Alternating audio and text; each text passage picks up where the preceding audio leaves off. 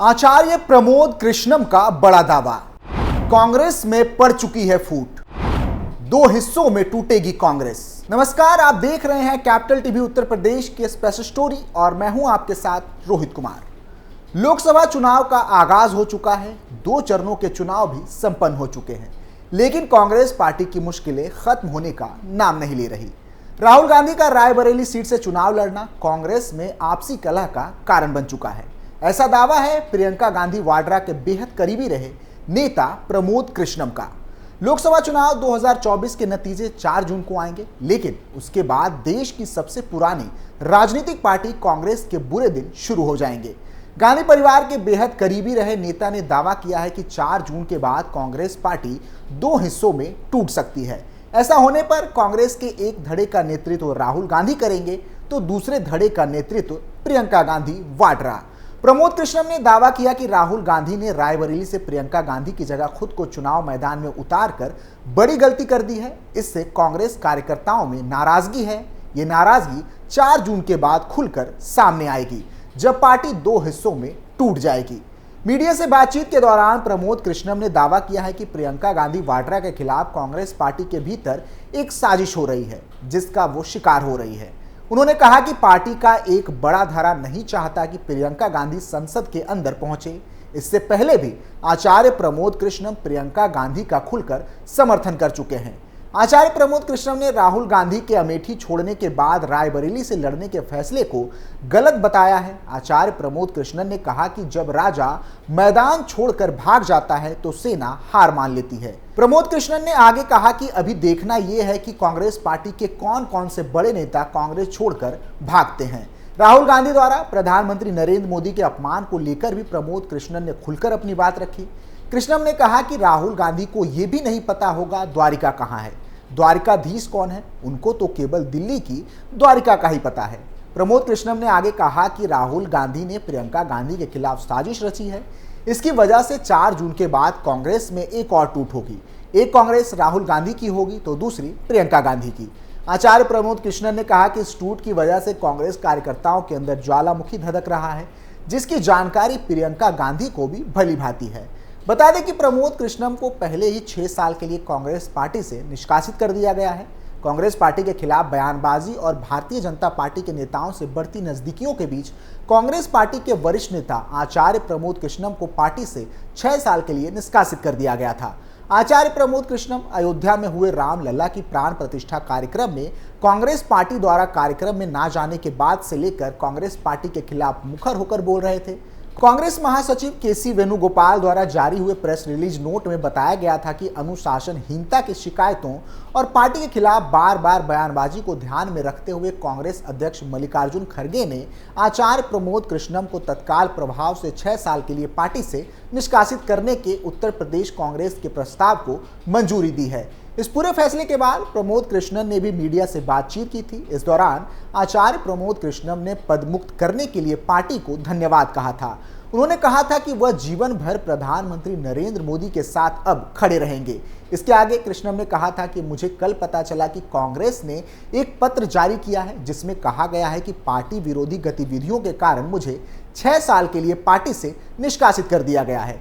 मुझे पार्टी से मुक्त करने के लिए मैं कांग्रेस को धन्यवाद देता हूं। वहीं पिछले दिनों उन्होंने कल्की धाम के कार्यक्रम के लिए प्रधानमंत्री नरेंद्र मोदी, रक्षा मंत्री राजनाथ सिंह से लेकर उत्तर प्रदेश के मुख्यमंत्री योगी आदित्यनाथ समेत भारतीय जनता पार्टी के तमाम बड़े नेताओं को आमंत्रित भी किया था। प्रमोद कृष्णम अलग अलग समय पर कांग्रेस नेता राहुल गांधी के बयानों से इतर भी बयान देते हुए नजर आते हैं। इसके अलावा वह पार्टी लाइन से हटकर भी बयान देते हैं। बीजेपी में शामिल हो सकते हैं आचार्य कृष्णम। आचार्य प्रमोद कृष्णम साल 2019 में लखनऊ लोकसभा सीट से राजनाथ सिंह के खिलाफ चुनाव लड़ चुके हैं। आचार्य प्रमोद कृष्णम इस बार भी लोकसभा चुनाव लड़ना चाहते हैं। वह लखनऊ के अलावा संभल से भी चुनाव लड़ने की कोशिश में थे, लेकिन मौजूदा इंडिया गठबंधन में समाजवादी पार्टी ने संभल और लखनऊ की लोकसभा सीट पर अपना एक प्रत्याशी उतार चुकी है।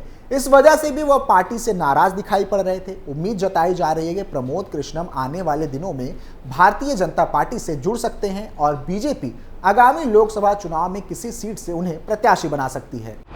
क्या है रायबरेली सीट का सियासी समीकरण? कांग्रेस ने राहुल गांधी की जगह अमेठी से किशोरी लाल शर्मा को प्रत्याशी बनाया है। इन दोनों जगहों पर 3 मई 2024 को नामांकन की आखिरी तारीख थी। ऐसे में ठीक नामांकन से पहले कांग्रेस द्वारा जारी की गई सूची में राहुल गांधी के नाम का ऐलान किया गया था। इससे पहले उनके अमेठी से चुनाव लड़ने के कयास लगाए जा रहे थे। अमेठी से वह 2019 तक सांसद रहे थे, लेकिन 2019 लोकसभा चुनाव में केंद्रीय मंत्री स्मृति ईरानी से हार गए थे। हालांकि राहुल ने केरल के वायनाड से भी चुनाव लड़ा, जहां से उन्हें जीत हासिल हुई थी। राहुल गांधी ने इस बार अमेठी से सांसद स्मृति ईरानी से मुकाबला न करने का निर्णय लिया है। रायबरेली से अब तक सोनिया गांधी सांसद थी, लेकिन वह हाल ही में राजस्थान से राज्यसभा चली गई। इसके बाद यह सीट खाली हो गई है। पहले रायबरेली से प्रियंका गांधी को लोकसभा लड़ाने जाने की चर्चा थी, लेकिन उन्होंने भी अपने हाथ खींच लिए हैं, या यूं कहें कि किसी षड्यंत्र का शिकार हो गई है। अब राहुल गांधी भाजपा प्रत्याशी दिनेश प्रताप सिंह से मुकाबला करेंगे। दिनेश प्रताप सिंह उत्तर प्रदेश सरकार में मंत्री हैं। दिनेश प्रताप सिंह 2019 में भी सोनिया गांधी के विरुद्ध चुनाव लड़ चुके हैं, लेकिन उसमें उन्हें हार मिली थी। हालांकि इस बार मुकाबला मां के साथ नहीं बल्कि बेटे के साथ होने वाला है। वहीं दूसरी तरफ कांग्रेस ने अमेठी से किशोरी लाल शर्मा को प्रत्याशी बनाया है।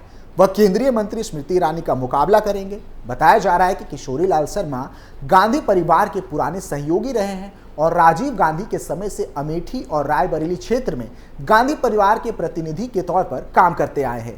किशोरी लाल शर्मा मूल रूप से पंजाब के रहने वाले हैं और उनकी गांधी परिवार के प्रति निष्ठा को देखकर ही उन्हें अमेठी से उतारा जा रहा है। वहां गांधी परिवार के चुनाव प्रबंधन की जिम्मेदारी भी देखने का काम इन्हीं का है। इसके अलावा वह पंजाब कांग्रेस कमेटी के सदस्य और बिहार के प्रभारी भी रह चुके हैं। लंबे समय से कांग्रेस और उसके चुनाव मैनेजमेंट से जुड़े रहे किशोरी लाल शर्मा के सामने गांधी परिवार का खोया गढ़ वापस पाने की चुनौती होगी। किशोरी लाल को अमेठी से उम्मीदवार बनाए जाने पर प्रियंका गांधी ने प्रतिक्रिया व्यक्त करते हुए कहा था कि उनके साथ हमारे परिवार का वर्षों का नाता है। वह अमेठी रायबरेली के लोगों की सेवा में हमेशा मन प्राण से लगे रहे। उनका जनसेवा का जज्बा अपने आप में एक मिसाल है। उन्होंने ये भी कहा कि केएल शर्मा 1999 से ही अमेठी की गली गली गांव गांव को जानते हैं। उनके निष्ठा और कर्तव्य के प्रति उनका समर्पण अवश्य इस चुनाव में सफलता दिलाएगा। किशोरी लाल शर्मा के सामने भारतीय जनता पार्टी बीजेपी के टिकट पर चुनाव लड़ रही केंद्रीय मंत्री स्मृति ईरानी की मजबूत चुनौती है। वहीं 2019 के चुनावी नतीजों की बात करें तो 2019 के लोकसभा चुनाव में लगातार 3 बार के सांसद राहुल गांधी चौथी बार अमेठी सीट से मैदान में थे। राहुल के सामने बीजेपी ने 2014 चुनाव में दूसरे नंबर पर रही स्मृति ईरानी को उम्मीदवार बनाया था।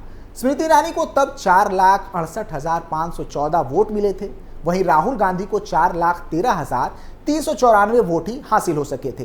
स्मृति ईरानी ने अमेठी के कांग्रेसी दुर्ग में कमल खिला दिया था। इस बार फिर से बीजेपी ने अमेठी सीट से स्मृति ईरानी को ही टिकट दिया है। कांग्रेस अपना खोया गढ़ वापस पाने के लिए पूरा जोर लगा रही है, तो वहीं स्मृति ईरानी भी लगातार दूसरी जीत की तलाश में है। अमेठी लोकसभा सीट के सामाजिक समीकरणों की बात करें तो यहाँ सबसे अधिक आबादी ओबीसी वर्ग की है। अमेठी लोकसभा क्षेत्र में करीब 34% ओबीसी वर्ग के मतदाता हैं। मुस्लिम वर्ग 20%, दलित वर्ग के मतदाताओं की तादाद करीब 26% है। अनुमानों के मुताबिक यहाँ करीब 8% ब्राह्मण हैं, तो वहीं करीब 12% राजपूत मतदाता होने के अनुमान हैं। 2019 के चुनाव में सपा बसपा गठबंधन कर चुनाव मैदान में उतरी थी और इस गठबंधन ने अमेठी सीट से उम्मीदवार नहीं उतारा था। इस बार बसपा के चुनाव में उतरने से मुकाबला त्रिकोणीय हो गया है। वहीं राहुल गांधी के रायबरेली से चुनाव लड़ने की घोषणा से सियासी पारा और भी गर्म हो गया है। भले ही राहुल अमेठी से चुनावी मैदान में ना हो, लेकिन रायबरेली से भी चुनौतियां कम नहीं हैं। दिनेश प्रताप सिंह से मुकाबला आसान नहीं होगा, तो दूसरी तरफ मां के चुनावी सीट पर जीत का परचम लहराना भी राहुल के कंधे पर होगा। 2019 में सोनिया गांधी को कड़ी टक्कर देने वाले दिनेश प्रताप सिंह पर भारतीय जनता पार्टी ने एक बार फिर से भरोसा जताया है। दिनेश प्रताप सिंह अभी एमएलसी हैं और योगी सरकार में मंत्री भी। 6 साल पहले तक दिनेश प्रताप सिंह गांधी परिवार के बहुत खास लोगों में शामिल होते थे। 2018 में उन्होंने कांग्रेस छोड़कर भाजपा ज्वाइन कर ली थी। कांग्रेस नेता जिस तरह सस्पेंस बनाए हुए हैं, उससे तो यही लगता है कि बीजेपी ने दिनेश प्रताप सिंह के नाम का ऐलान तो कर दिया है, पर क्या वो बीजेपी की मंशा को पूरा कर सकेंगे, ये देखना दिलचस्प होगा। भारतीय जनता पार्टी रायबरेली को जीतने के लिए अमेठी मॉड्यूल पर काम कर रही है। जिस तरह 2014 में स्मृति ईरानी हारने के बाद भी लगातार अमेठी में लगी रही और फाइनली 2019 में राहुल से इस संसदीय सीट को छीन लिया।